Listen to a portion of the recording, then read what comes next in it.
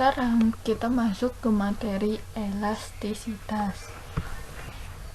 Tujuan pembelajarannya, yang pertama ada mendeskripsikan pengertian elastisitas, yang kedua ada menjelaskan elastisitas permintaan, dan yang terakhir adalah menjelaskan elastisitas penawaran.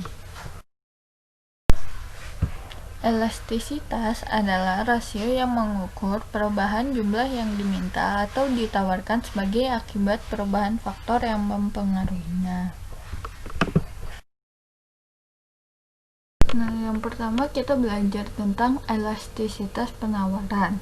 Nah, elastisitas penawaran adalah angka yang menunjukkan berapa persen jumlah barang yang berubah jika harga barang berubah 1%. Nah, rumusnya itu ES sama dengan persen perubahan penawaran dibagi persen perubahan barang. Atau bisa juga ES sama dengan delta Q dibagi delta P dikali P dibagi Q. Nah, delta Q ini ada perubahan kuantitas atau Q2 dikurang Q1. Nah, delta P ini perubahan harga atau P2 dikurang P1. P itu sama di kemarin yaitu harga, Q yaitu kuantitas.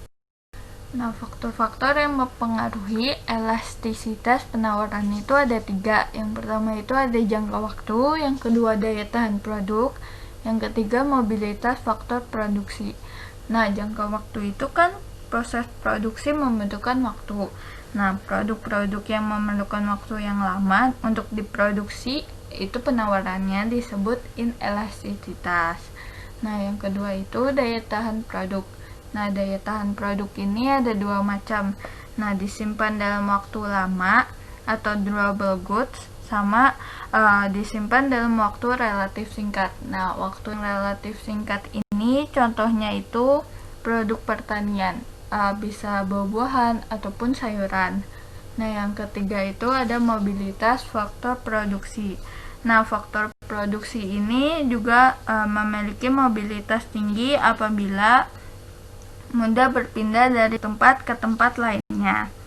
Nah, jika faktor produksi memiliki mobilitas yang tinggi, maka produsen itu dapat menyesuaikan kapasitas produksinya atau besar atau kecilnya produksinya.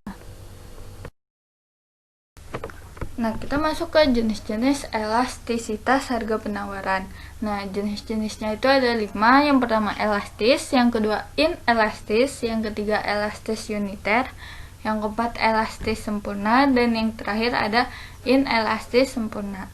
Nah, elastis itu nilai koefisiennya lebih dari 1, inelastis itu nilai koefisiennya kurang dari 1, elastis uniter itu nilai koefisiennya sama dengan 1, elastis sempurna itu nilai koefisiennya tak terhingga, inelastis sempurna nilai koefisiennya sama dengan 0. Elastisitas harga penawaran ya.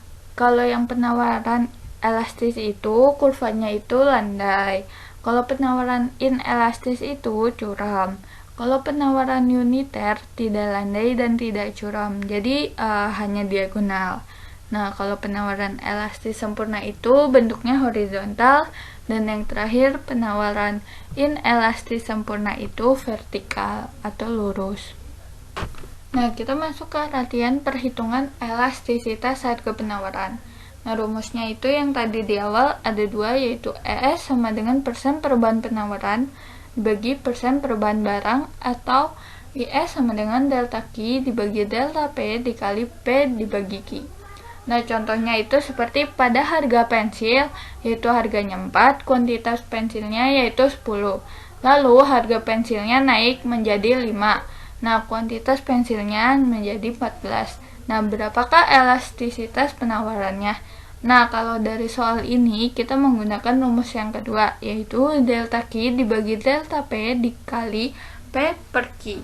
Nah, kita masukkan rumus-rumusnya nih. Kan delta Q itu Q2 dikurang Q1 ya, berarti 14 dikurang 10 dibagi delta P itu P2 dikurang P1. Nah, sama nih, 5 dikurang 4 dikali P per Q. Nah, P-nya itu harga awal dan Q-nya itu kuantitas yang awal, yaitu 4 dibagi 10. Jadi, IS sama dengan 4/1 dikali 4/10. Nah, IS-nya sama dengan 16 dibagi 10. Nah, jadi IS sama dengan 1,6. Sekarang kita masuk ke elastisitas permintaan. Nah, elastisitas permintaan adalah sebuah ukuran seberapa besar derajat kepekaan permintaan terhadap perubahan harga. Nah, rumusnya itu seperti tadi elastisitas penawaran, yaitu ED sama dengan persen perubahan permintaan dibagi persen perubahan barang lain, atau ED sama dengan delta Q dibagi delta P dikali P per Q. Nah, delta Q ini yang tadi perubahan kuantitas atau Q2 dikurang Q1, delta P-nya yaitu perubahan harga atau P2 dikurang P1, dan P-nya itu adalah harga awalnya, Q-nya itu yaitu kuantitas awalnya. Nah, kita masuk ke faktor-faktor yang mempengaruhi elastisitas permintaan. Nah, faktor-faktornya itu ada 3 kan. Yang pertama ada ketersediaan barang substitusi. Nah, contohnya seperti jika harga mentega naik, maka konsumen akan beralihnya untuk membeli margarin. Nah, margarin ini adalah barang substitusi dari mentega. Nah, yang kedua itu ada proporsi pendapatan yang dibelanjakan untuk suatu barang. Nah, contohnya seperti kalian nih melakukan pembelian kembang gula atau gulali.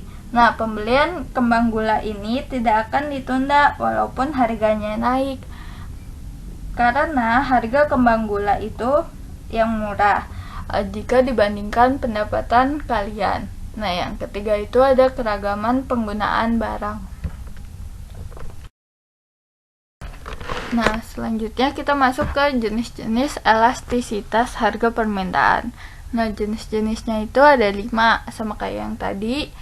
Ada elastis, inelastis, elastis uniter, elastis sempurna, dan inelastis sempurna. Nah, elastis itu memiliki koefisiennya lebih dari 1.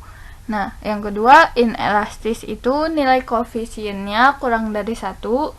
Elastis uniter, nilai koefisiennya sama dengan 1. Elastis sempurna, nilai koefisiennya itu tidak terhingga. Inelastis sempurna itu nilai koefisiennya sama dengan 0. Itu yang pertama itu permintaan elastis itu kurvanya yaitu landai. Permintaan inelastis yaitu curam. Yang ketiga ada permintaan uniter itu tidak landai dan tidak curam, jadi bentuknya hanya diagonal. Yang keempat ada permintaan elastis sempurna yaitu horizontal. Yang terakhir ada inelastis sempurna yaitu vertikal. Nah, sekarang kita masuk ke perhitungan elastisitas harga permintaan.